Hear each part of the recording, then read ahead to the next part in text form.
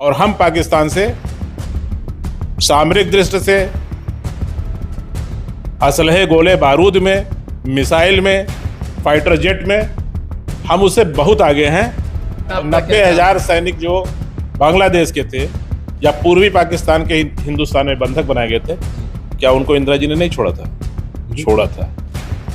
अपनी जमीन से मैंने फाइटर प्लेन ना उड़ा करके, केवल मिसाइल हमला करके और ड्रोन हमला करके पाकिस्तान को घुटने के बल बैठने के लिए मजबूर कर दिया।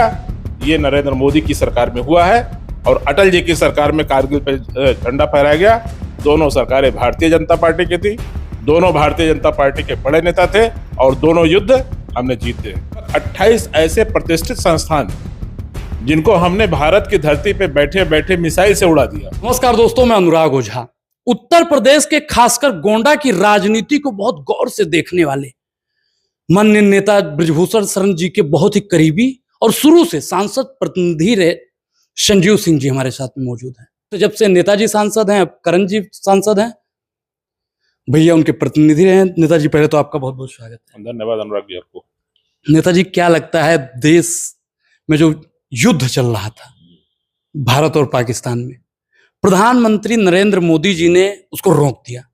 अमेरिका के राष्ट्रपति कह रहे हैं कि हमने धमकाया, ट्विटर पे वो चीज वायरल हो रहा है। कांग्रेस के लोग कह रहे हैं कि इंदिरा गांधी बनना आसान नहीं है। नरेंद्र मोदी जी सिर्फ और सिर्फ सायरन मैन है। क्या कुछ कहेंगे, आपकी पार्टी की इस पे क्या स्टैंड होने वाला है? नहीं, आपकी जहां तक बात है कि ट्रंप ने धमकाया, इस बात से मैं सहमत नहीं हूं जी। ट्रंप ने एक कोशिश की कि दो राष्ट्र हैं, दो राष्ट्र अगर आपस में लड़ेंगे, तो उन्होंने अपने बयान में खुद कहा कि हमको व्यापार करने में दिक्कत होगी। उन्होंने अपनी बात कही जी। लेकिन इस युद्ध में जो शुरू हुआ था 3 दिन का, इसमें इंडिया पाकिस्तान से बहुत अपर हैंड था।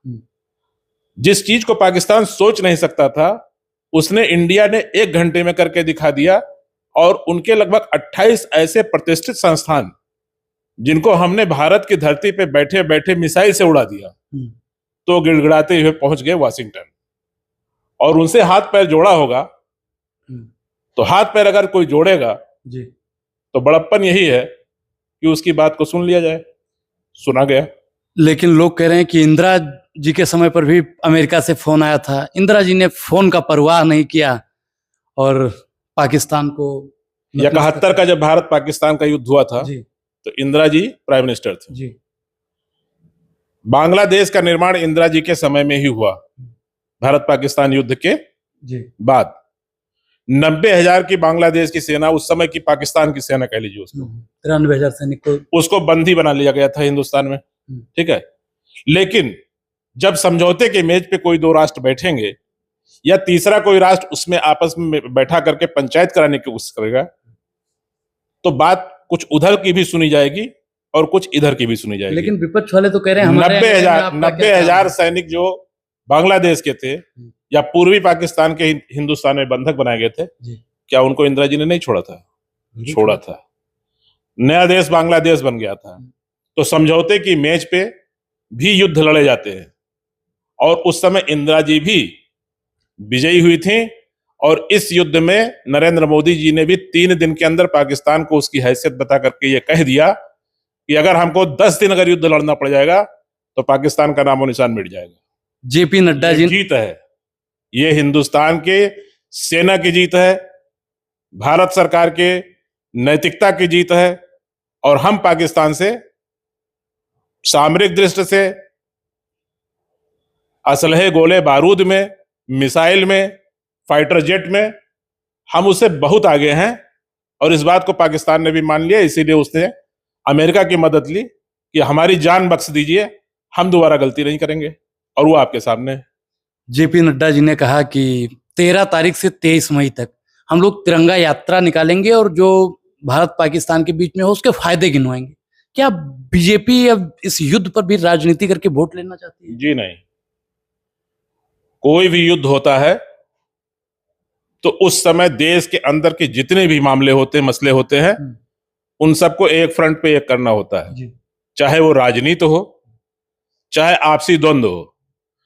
पहली बार हिंदुस्तान में देखने को मिला है कि हिंदुस्तान की जनता मोदी जी से कह रही थी कि मोदी जी पाकिस्तान से युद्ध कीजिए, करो।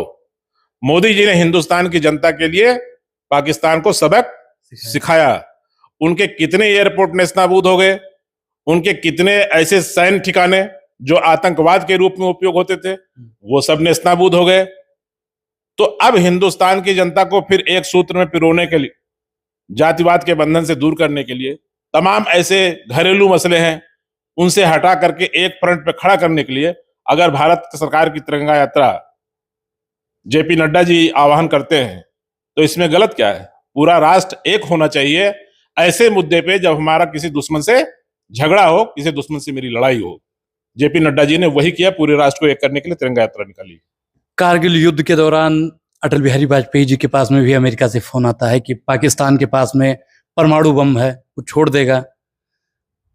तो अटल बिहारी वाजपेयी जी ने उसकी परवाह नहीं की।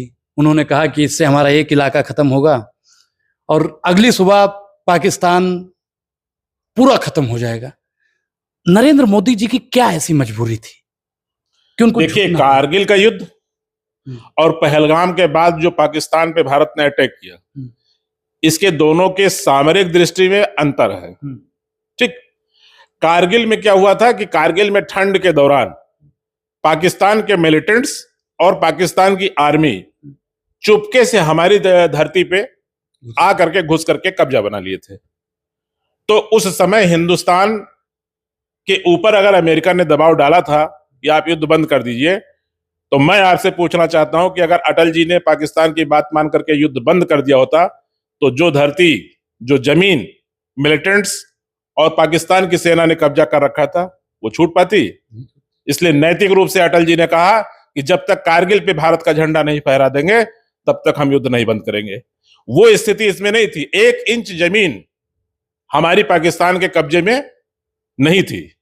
अपनी जमीन से मैंने फाइटर प्लेन ना उड़ा करके, केवल मिसाइल हमला करके और ड्रोन हमला करके पाकिस्तान को घुटने के बल बैठने के लिए मजबूर कर दिया। ये नरेंद्र मोदी की सरकार में हुआ है और अटल जी की सरकार में कारगिल पे झंडा फहराया गया।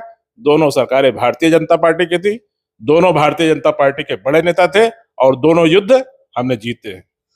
आम आदमी पार्टी के सांसद हैं संजय सिंह जी, उन्होंने कहा कि नरेंद्र मोदी जी ने भारत मां के आत्मसम्मान से समझौता किया है।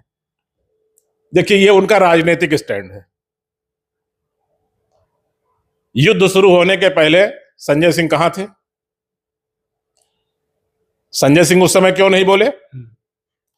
और सरकार भी किसी राष्ट्र के खिलाफ युद्ध करना है या कैसे करना है या स्ट्रेटजी करनी है वो तय करेगी।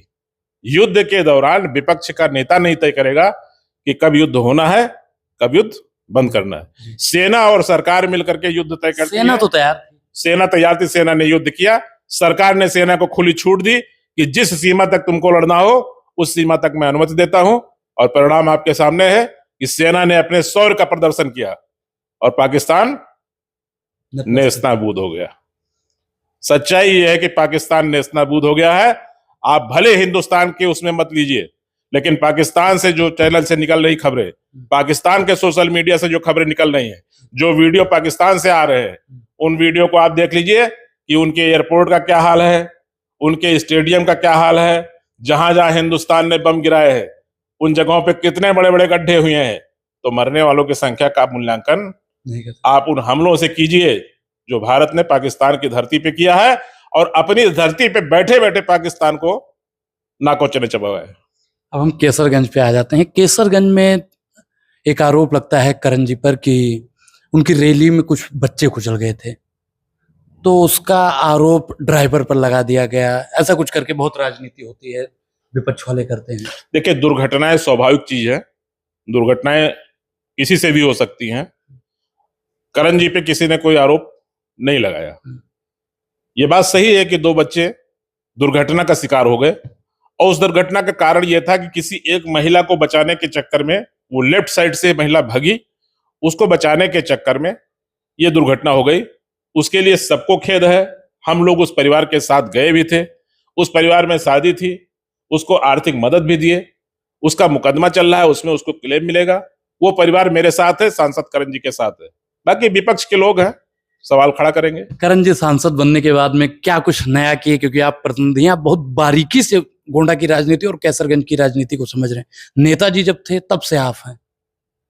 देखिए, करण जी बहुत मृदुभाषी हैं, बहुत सरल हैं और करण जी कोई नए नहीं है कैसरगंज के लिए, वो सांसद हैं सांसद और तो नहीं ऐसे है। सांसद के सुपुत्र हैं जिनका खाली कैसरगंज पे नहीं, पूरे पूर्वांचल में दबदबा है। पूरे पूर्वांचल को भी छोड़ दीजिए, हाँ, वो तो इंटरनेशनल मामले में भी आज दबदबा की है। डेट में जितने फॉलोअर माननीय सांसद ब्रजभूषण सिंह जी के हैं पूरे देश में, कई प्रांतों में, और उन फॉलोअर में जो युवा पीढ़ी है जो किसी को अपना नेता जल्दी मानने को तैयार नहीं होती है, वो संख्या 80% से ज्यादा है। लोग स्टेटस लगाते तो हैं दबदबा। जिसके साथ देश का युवा खड़ा हो, प्रदेश का युवा खड़ा हो, फिर आप समझ लीजिए कि वो किस ऊंचाई पे है राजनीति की।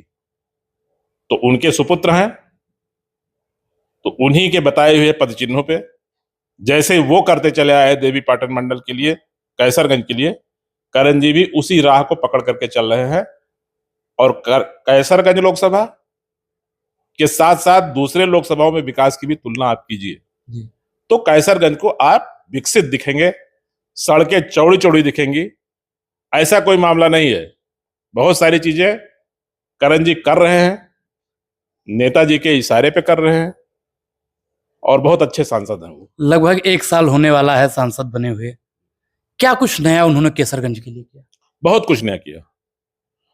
कोई चीज ऐसी है कि जो आपको नया दिखती नहीं होगी, जो पाइपलाइन में रहती है, ठीक है।